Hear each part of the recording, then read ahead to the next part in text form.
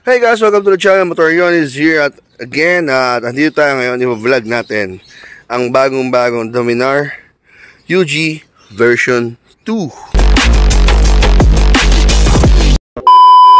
And so ito na guys, yung Dominar UG version 2 na ginawa ng touring sport ni Bajaj and Kawasaki. So malapit na siyang magkamukha doon sa Dominar sa India, no? So ano nga ba ang mga in-upgrade ni Dominar dito? So unang-una is yung presyo. So yun guys, so nag-upgrade siya from 198,000 to 208,000 pesos na kanyang SRP. Bakit? So may mga dinagdag kasi dito na mga accessories, pero sa performance wala naman, accessories lang and looks ang binago dito. Pero wala pa rin siyang pinagkaiba halos sa UG na version. Yung unang version ng UG, which is yung akin. Shoutout kay Sir Mark. Ayan, shoutout kay Sir Mark na nag-unlock sa atin ma-vlog ang kanyang UG version 2. Kasi ang huling vlog pa natin ito is yung sa Makina Moto Show. Yung first appearance itong si UG2, no? So, ano nga ba? Unahin muna natin yung dinagdag ni Kawasaki Bajaj sa ating Dominar UG2, no? So, unang-una itong visor. Ayan. Diba? Pang-adventure type na talaga siya. Pero ngayon may magagawa ng aftermarket ito. Ayos, diba? Then, na kanyang handguard. So, marami naman nang gumagawa ng handguard ito. Matagal na. Meron pa may ilaw eh. Ito doon kay Sir Troy Moto Vlog, check nyo sa kanyang YouTube channel. Ayan. So, may handguard na siyang bago. Then, same pa rin naman yung mukha. Yung upside down fork, ganun pa rin. Pogi pa din. Fairings, walang binago. Gulong, walang binago. Ganun pa rin mags, hindi binago kulay. Same radiator, wala pa rin radiator guard. Yan, plastic lang nakaharang doon. Ang binago is eto. Ayan. Hindi na siya pang araro. So, skid plate ng tawag natin dito guys. Sa adventure bike kasi, yung nasa pang araro na is bakal. So, ito, bakal to. Ayan. So, skid plate na tawag natin dyan. Then, ang kanilang crash guard na dating parang pan-tricycle lang. Ganun lang. Dilugtungan na lang dito. Ayan. So, may guard na siya para sa radiator cover. Ayan, no.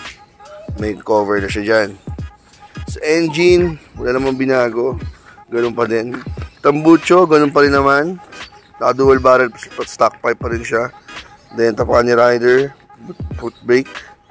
Tapakan ni angkas, ganun pa rin naman. Then, gulong. Walang binago. Preno, same as version 1, version 2 pa rin. UG. Yung kanyang rear monoshock, same pa din, walang binago. Then, Silya, same pa din ang texture. Ayan, yung logo pa rin Dominar. Dito pa rin yung emblem niya. Sa tangke, ayan pa din. Ayan, kita nyo guys. Pinapakita sa isa. Ayan, ayan yung Silya, ganun pa din. So, ang nilagdag ni Kawasaki naman din sa yung Silya is eto. Yung kanyang grab bar, binago na. Nagkaroon ng sandalan. Ang cute eh, no? Para sa balakang ng misis nyo, OBR nyo. Then, meron siya nilagayan nga ng top box. So, ito. Meron ng bracket ng top box. So, yung top box sir, syempre nasa loob. Ayan. Tapos, ang pinagdagdag nila sir is para sa side pannier. Which is medyo awkward to. Kasi ginawa parang transformer nung manggagawa, no. Ang daming bracket, no. Ginawa transformer. Ginawa parang sampayan, eh, no. Ayan, no. So, medyo awkward lang yung ginawa sa kanya. So, meron naman nabibili daw kasi talaga sa India.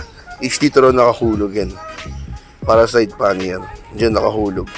So, yun ang purpose ng dalawang butos na yan. So, meron naman nabibili pang iba na side pannier. Kaso, yun nga, matatanggal ata to. Hindi ata siya pwede ipatong sa grab bar. So, yun ang purpose niyan. So, pero mukhang goods naman. Mukhang matibay naman yung gawa ng side pannier niya. Ayan, yung fender, ganoon pa rin, mahaba pa din. Then, sa tangke, ang in-upgrade lang ni sir is itong dome kit or tank kit natin. Ayan. So, nakapagpagwapo sila, nakapagpamacho, di ba? Ayan, no? Kaya siya mas naging macho tignan. Ayun, kung gusto nyo mas magawa pang macho yung gulong nyo, is palitan nyo ng dual sport tire. Ayan, yung parang pang off-road. Yung mga laki knobs ng gulong, mas lalong mamacho tignan ang Dominar. Lalo kung nakaturi setup kayo. Tulad nung kay Sir Troy, at iba pang mga Dominar na naka-adventure bike. Kaya sabi ko na Sir Troy kasi syempre vlogger, mas madali nyo nakita sa social media, diba? Then dito may mga onting na bago lang naman. So yung handguard niya is ganito pala itsura guys, no? Nakaipit pala, no? Nakasipit, medyo awkward siya tignan. Akala ko naman nakasama dito. So yan pa rin side mirror niya, same pa din. Dito walang binago, control, same pa din.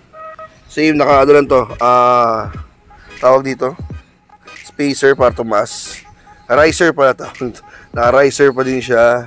Then, ganyan pa rin naman. So, yun, nakasipit lang siya. No? Awkward, tignan. So, yun yung itsura niya. Anong pakiramdam? Wala naman. So, parang may nakaharang lang.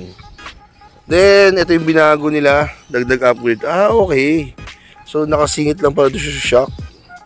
Yan yung plastic niya. Nakasingit doon. Kaya meron kang lagayan ng... Ito, aftermarket to. Pero, ito is stock. So, dyan mo yung ipit to. Yung bracket ni cellphone holder. Ano yan? Visor. Ang pinakamagandang upgrade dito is yung charger. Ayan o. Diba? May charger na. Ayos. Pang long ride na to. So, yun naman upgrade sa UG. Yun naman, try lang natin sakyan. Hindi ko napapaanda rin since wala namang pinagkaiba yung specs nito. Sa itsura lang talaga. So, tayo natin itsura kapag sumakay tayo sa parang touring setup ito. Yeah. Ito ang itsura guys pag nakasakay na sa Dominar UG2. So, yan ang kayong POV. Macho rin tignan eh, no? Ayan. So, hindi bago ako sa taas ng motor. Parang baba lang niya kasi nga yung akin naka-lifter, di ba? Ito, komportable ko nakaupo. Saka ang gaan para sa akin ng motor. Kasi nga, siya ay hindi naka-lifter. Yan. So, ito itsura guys. Pag nakasakay sa Dominar UG2. So, yun na yung vlog natin ngayon dito sa Dominar UG2. Kasi meron naman tayong vlog about sa Dominar UG, which is ito, yung kay Sir Troy Motovlog. Na i-vlog natin. Then, meron na tayong mga test drive about sa bike ng motor. Doon kay Sir Troy Motovlog. Na-review yung motor niya. Then, meron din tayong vlog about bakit Dominar ang ating magandang kuning first big bike sa atin. So, yun naman guys, panoorin nyo na yung mga past vlogs natin para may matutunan tayo lalo sa ating Dominar UG. So, sa mga nagbabalak magawa ng Dominar, hindi kayo magsisisi dito guys. Solid. Imagine mo guys, hawak ni Kawasaki ang Bajaj Dominar 400. Sa India guys, pinanlulup pa nga ito sa mga iba't ibang lugar eh, no? So, yun. No to brand wars tayo. Talagang goods din talaga ito si Bajaj Dominar. Pwede siya pang daily bike dahil sakto lang seat height niya. Yung akin kasi naka-lifter kaya hindi siya. Nailo-lowered pa to guys ha. PM nyo si Sir Rami Rambo. So siya yung official na legit na gumagawa ng lifter and nag-lowered ng Dominar 400 UG siya. Search sa Facebook, Rami Rambo. So para wala kayong problema sa height ng motor. Ayan. Taga Cavite siya guys. So sumasag taga South is swerte nyo. PM nyo na sa Facebook. So yun, para wala kayong problema sa taas ng motor na to. So syempre may kabigatan siya dahil yung chassis talaga niya. Ayan. Ayan, yung frame ng motor niya. Solid talagang bakal yan. Talagang solid ang motor to. Pero ito, all in all guys, sa warranty tipid, pasok sa budget. 208,000 is mura pa din para sa 400cc na bike. Na expressway legal, makapag-NLEX ka na kumukonsumo ng 30-35 km per liter.